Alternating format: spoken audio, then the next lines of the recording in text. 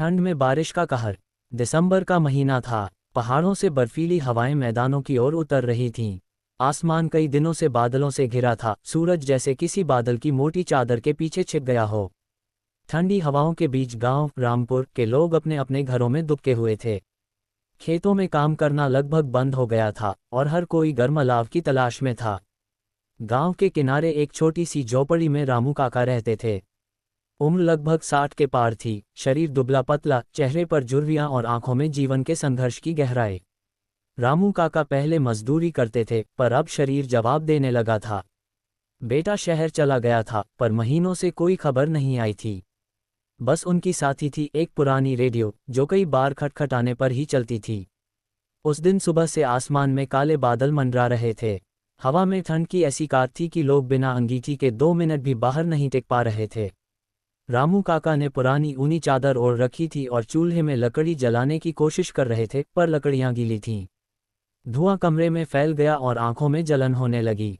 अरे बाप रे, ये तो आज ठंड का कहर है, रामू काका बड़बड़ाए। दोपहर तक आसमान ने अपना रंग बदल लिया। तेज हवाओं के साथ मोटी मोटी बारिश की बूंदें गिरने लगीं। देखते ही देखते मिट्टी का रास्ता कीचड़ में बदल गया। गांव के लोग अपने घरों में बंद हो गए। बच्चों की किलकारियां भी जैसे बारिश की गर्जना में खो गईं। रामू काका ने अपनी झोपड़ी के छप्पर से टपकती बूंदों को देखा। लगता है आज की रात आसान नहीं होगी, उन्होंने मन ही मन कहा। झोपड़ी की दीवारें मिट्टी की थीं और हर बरसात में उनमें दरारें आ जाती थीं। लेकिन इस बार ठंड और बारिश दोनों ने मिलकर जैसे उनकी परीक्षा लेने की ठान ली थी। संध्या तक हालात और बिगड़ गए। हवा इतनी ठंडी थी कि सांस लेना मुश्किल लग रहा था। बारिश रुकने का नाम नहीं ले रही थी। झोपड़ी की छत से पानी टपककर भीतर आ रहा था और रामू काका की चटाई भी भीग चुकी थी। उन्होंने अपने पास बची सूखी लकड़ियों से फिर से आग जलाने की कोशिश की, पर आग बस कुछ पल जली और फिर बुझ गई। शरीर कांपने लगा, दांत आपस में टकरा रहे थे। काश मोहन यहाँ होता, उन्होंने अपने बेटे का नाम लेते हुए कहा। रामू काका का बेटा मोहन पिछले साल शहर कमाने गया था। कुछ महीनों तक पैसे भेजे, फिर चुप्पी। पड़ोसियों ने कहा था कि शायद उसे कोई नौकरी मिल गई है, पर काका के दिल में एक डर हमेशा रहा कि कहीं वह किसी मुसीबत में तो नहीं। रात गहराने लगी। बाहर बारिश की आवाज़ जैसे किसी युद्ध की तरह गूंज रही थी, टप टप टप, घड़ घड़ घड़। हवा जब झोपड़ी की दरारों से अंदर आती तो ऐसा लगता जैसे कोई ठंडी तलवार शरीर को चीर रही हो। रामू काका ने खुद को चादर में लपेट लिया, पर ठंड भीतर तक घुस चुकी थी। वह बार बार खांसने लगे।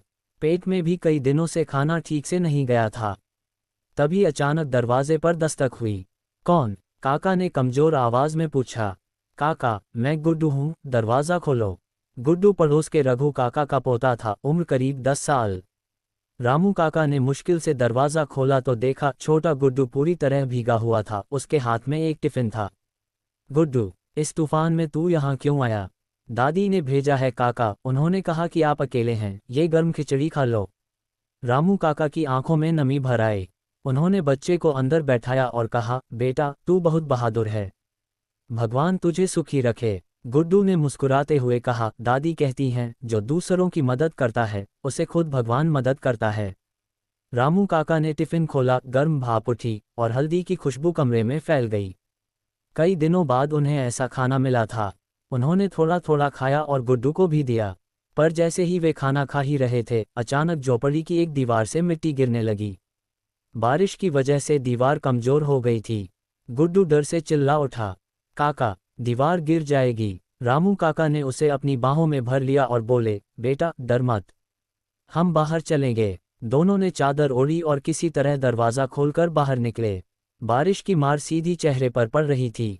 चारों ओर पानी ही पानी। कीचड़ में पैर धंस रहे थे। चल बेटा, रघु काका के घर की तरफ।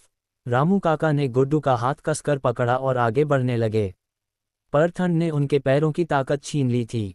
कुछ ही कदम चले होंगे कि उनका सिर घूमने लगा। उन्होंने गुड्डू से कहा, बेटा तू आगे भाग जा, मैं आ रहा हूँ। गुड्डू ने रोते हुए कहा, नहीं काका, मैं आपको छोड़कर नहीं जाऊंगा। लेकिन तभी एक तेज बिजली चमकी और गड़गड़ाहट के साथ झोपड़ी का बाकी हिस्सा ढह गया। डर और ठंड से कांपते हुए गुड्डू ने किसी तरह काका को सहारा दिया और रघु काका के घर की ओर दौड़ पड़ा। रघु काका ने जैसे ही दरवाज़ा खोला, गुड्डू और रामू काका को देखकर हक्का बक्का रह गए।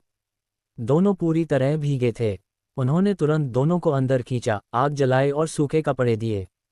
रामू काका बुखार में कांप रहे थे।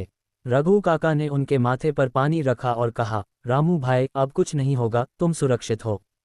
गांव के लोग भी अगले दिन जब बारिश थमी तो रामू काका की टूटी झोपड़ी देखने पहुंचे। सबके चेहरे पर चिंता थी, लेकिन जब सुना कि गुड्डू की बहादुरी से काका की जान बची तो हर कोई उस छोटे बच्चे की तारीफ करने लगा। 3 दिन बाद सूरज निकला। धूप की पहली किरण रामू काका के चेहरे पर पड़ी। उन्होंने आंखें खोलीं, पास बैठे गुड्डू और रघु काका को देखा और मुस्कुराए। भगवान ने इस बच्चे के रूप में मुझे दूसरा जीवन दिया है, उन्होंने कहा। रघु काका बोले, अब तुम्हें अकेला नहीं रहना पड़ेगा रामू, तुम्हारे लिए हम सब हैं।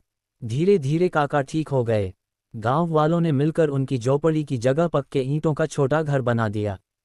जब मोहन को शहर में खबर मिली तो वह भी वापस लौटा। उसने पिता को गले लगाया और रो पड़ा।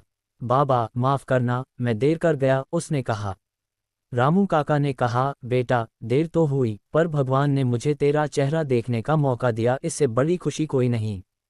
उस दिन आसमान साफ था, हवा में ताजगी थी और मिट्टी से नई खुशबू उठ रही थी। ठंड अब भी थी, लेकिन उस ठंड में अब जीवन की गर्मी थी, इंसानियत की, प्रेम की, अपनापन की। गुड्डू काका के पास बैठा मुस्कुरा रहा था। काका ने उसके सिर पर हाथ रखकर कहा, बेटा, तूने सिखा दिया कि अंधेरे और ठंड में भी कोई किसी के लिए रोशनी बन सकता है। गांव वालों ने उस दिन की घटना को ठंड की वह रात कहा जिसने सबको जोड़ दिया था। और सचमुच उस ठंड और बारिश के कहर ने एक ऐसा सबक दिया जो हर दिल में अमिट हो गया कि जब इंसान इंसान के काम आता है तब प्रकृति का कोई भी कहर बड़ा नहीं रहता। कठिन परिस्थितियों में भी यदि हम एक दूसरे का साथ दें तो कोई तूफान, कोई ठंड, कोई बारिश हमें हरा नहीं सकती। प्रेम और सहयोग ही जीवन की असली गर्मी है।